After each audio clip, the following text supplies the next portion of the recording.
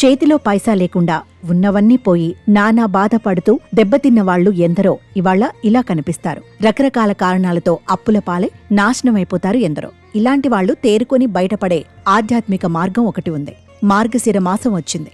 ఈ మాసంలో ఒకే ఒక్క వ్రతం ఆచరిస్తే లక్ష్మీ కటాక్షం కలుగుతుందని మీకు తెలుసా? అది కూడా గురువారం ఒక్కరోజు మాత్రమే నిర్వహిస్తే చాలు. అఖండ ఐశ్వర్యం మీ సొంతం. నియమ నిష్టలతో ఈ వ్రతం ఆచరించి అమ్మా తల్లి శరణు శరణు అంటే చాలు. ఏకంగా కనక మహాలక్ష్మీదేవి అమ్మవారి అనుగ్రహం కలుగుతుందని వేదాలు చెబుతున్నాయి. కార్తీక మాసం అనంతరం మార్గశిర మాసం వస్తుంది. ఈ మాసం గురించి భగవద్గీతలో శ్రీకృష్ణ భగవానుడు మాసనం మార్గశీర్షోహం అన్నారు. అంటే 12 మాసాల్లో మార్గశిర మాసం సాక్షాత్తు విష్ణు స్వరూపమని, 12 మాసాలకు శిరస్సు వంటిది మార్గశిర మాసమంటూ బోధించారు. ఇంతటి పవిత్ర మాసంలో భక్తితో దైవ సాధన చేస్తే కలిగే ప్రయోజనం ఊహకు అందనిదే. ఈ మాసంలో వచ్చే గురువారాల్లో వ్రతం చేయటం సాంప్రదాయంగా వస్తోంది. గురువారమే ఎందుకంటారా? ఈ వారాన్ని లక్ష్మీవారమని సంబోధిస్తారు కాబట్టి.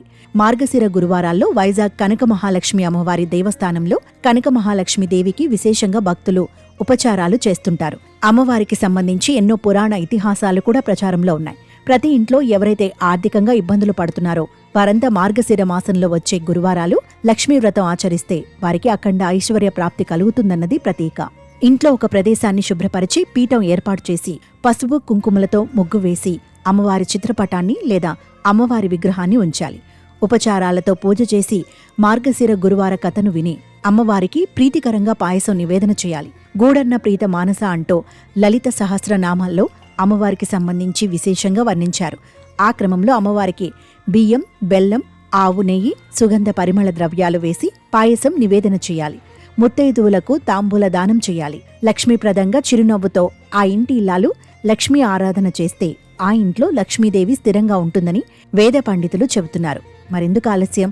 నిండా అప్పుల్లో మునిగారా? అయితే ఈ గురువారమే వ్రతాన్ని ఆచరించడం ప్రారంభించండి.